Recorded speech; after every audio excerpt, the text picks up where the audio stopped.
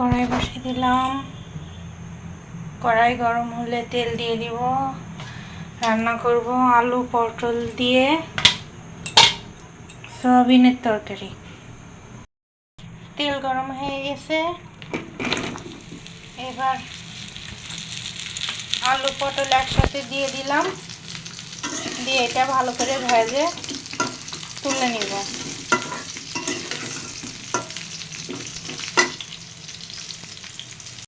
এর ভিতরে দিয়ে দিব লবণ, দিয়ে ভালো করে আলু পটল ভেজে নিব।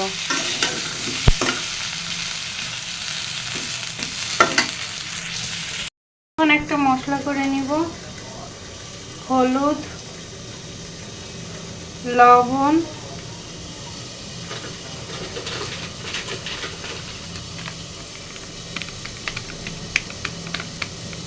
মরিচের গুঁড়ি,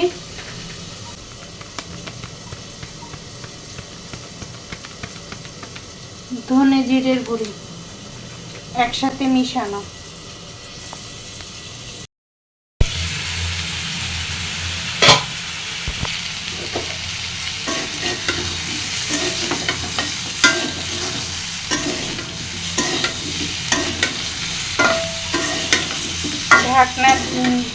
ঢাকনি দিয়ে ঢেকে ঢেকে ভালো করে ভেজে নিতে হবে।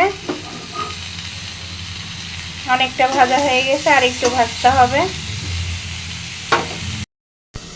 এবার এর ভিতরে পরিমাণ মতো জল দিয়ে মশলাটা ভালো করে গুলে নিচ্ছি। এটা 2 মিনিট ভিজে থাকুক, তাহলে মশলাটা ভালো মতো পেস্ট হয়ে যাবে। পটল আলু খুব সুন্দর ভাজা হয়ে গেছে, এবার এগুলো নামায়ে নিব।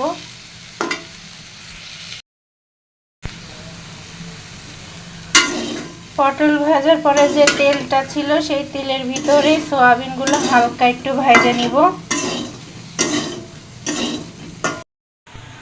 ভাতের মার গেলে নিছি, ভাতটা এখন আর একটু বসাইছি।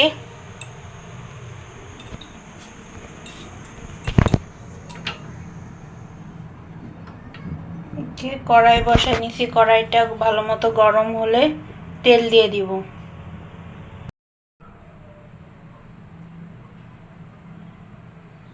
কড়াইতে তেল দিয়ে দিলাম, এবার তেলটা গরম হোক। তেল গরম হয়ে গেছে, এর ভিতরে দিয়ে দিলাম জিরে,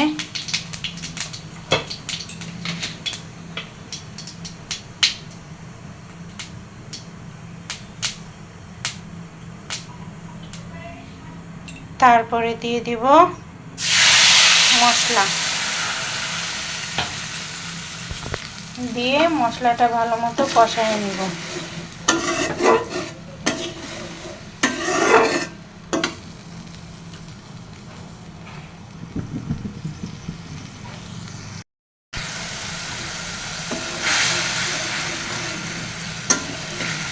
মশলাটা খুব ভালো মতো কষায় নিতে হবে, তাহলে তরকারির স্বাদ বাড়বে। মশলাটা খুব সুন্দর মতো কষানো হয়ে গেছে, পাশ দিয়ে তেল ছেড়ে দিতে। এখন আমি আলু পটল আর সয়াবিন এর ভিতরে দিয়ে আলু পটল সয়াবিন দিয়ে দিলাম। এবার এই আরেকটু ভালো মতো কষায় নিব। এবার এইগুলো দিয়ে খুব ভালো করে কষায় নিব।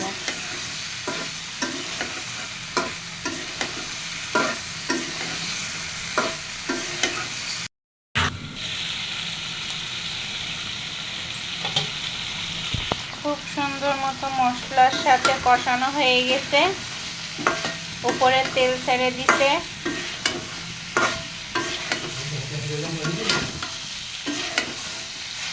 এখন আমি এর ভিতরে ঝোলের জল দিয়ে দিব, পরিমাণ মতো জল দিয়ে দিলাম।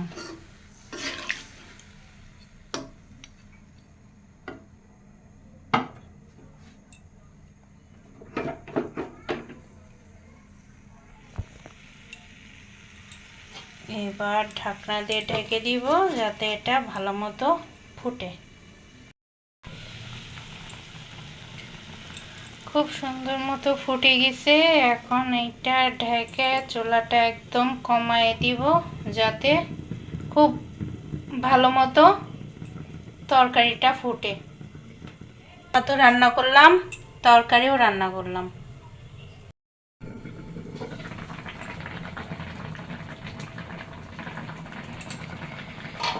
তরকারি খুব হয়ে গেছে, সুন্দর করে তেল ছেড়ে দিছে। এদিকে আলু সিদ্ধ হয়ে গেছে।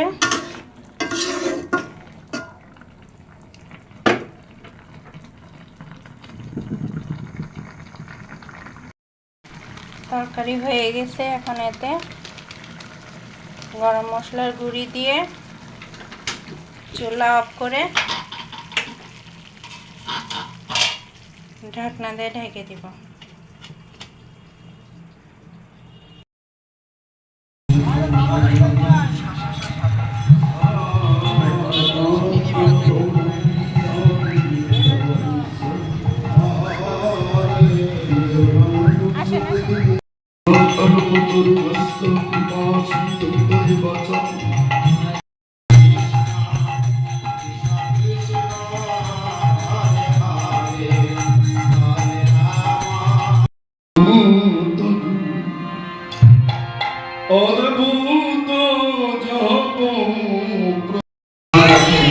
বলছেন আমি তোমাকে গলিতে নিয়ে যাবো, আর এই গলিতে গিয়ে গলিজীবীর প্রতিটা ঘরে ঘরে তোমাকে এবং তোমার মধুমাখাকে শিবরাম দিয়ে দেবো। সেই এই নবদ্বীপের কথা নদিয়া কথা শান্তিপুরে প্রত্যেকটা জীবের গলাখানি কণ্ঠখানি দড়িয়ে ধরি এই মধুমাখা কৃষ্ণ নাম দিয়ে দাও। যদি নিতে না চায় তুমি দিয়া পদ ছায়া সদা হে তোমার অনুসারে আমরা সবাই কালের মধ্যে। কাল আমাদের প্রতিনিয়ত ধীরে ধীরে পরে পরে মৃত্যু নামক বস্তুটার দিকে আমাদের তাপিত করে নিয়ে যাচ্ছে। সূর্য একদিন উদয় হচ্ছে আর একদিন অস্ত যাচ্ছে, মানে আমাদের জীবন থেকে এক একটা দিন চলে যাচ্ছে। তা বলছেন এই যে কাল কবলিত এই ভাসমান সংসারে আমরা কথা বলি নাই, সারাদিন সাধুসঙ্গ কৃষ্ণ কথা আলাপন শেষে তুই যখন ফিরবি তখন বনের সেই নির্মল বসুন্ধরার মাটিতে বিছানা পেতে তুই শয়ন করবি। উত্তর আর দক্ষিণ দিক থেকে প্রকৃতির অপূর্ব বাতাস তোকে প্লাবিত করবে বাতাসে। আর শোন, তুই বাড়িতে মণিমুক্তা খচিত যে সামিয়ানা দিয়ে তুই শয়ন করতিস খাট পালঙ্গে, তোর সামনে সেই সামিয়ানা থাকবে না, কিন্তু তোর সামনে নীল দিগন্ত অসীম নীল আকাশ থাকবে তোর সামিয়ানা হিসেবে, তুই সেখানেই শয়ন করবি।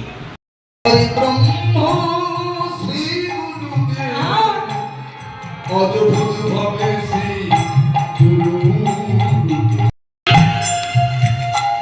আমি যাই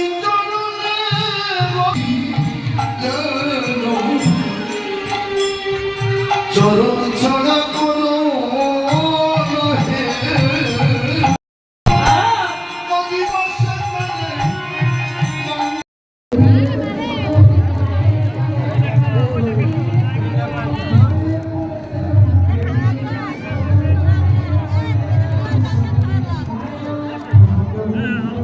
ঠিক আছে।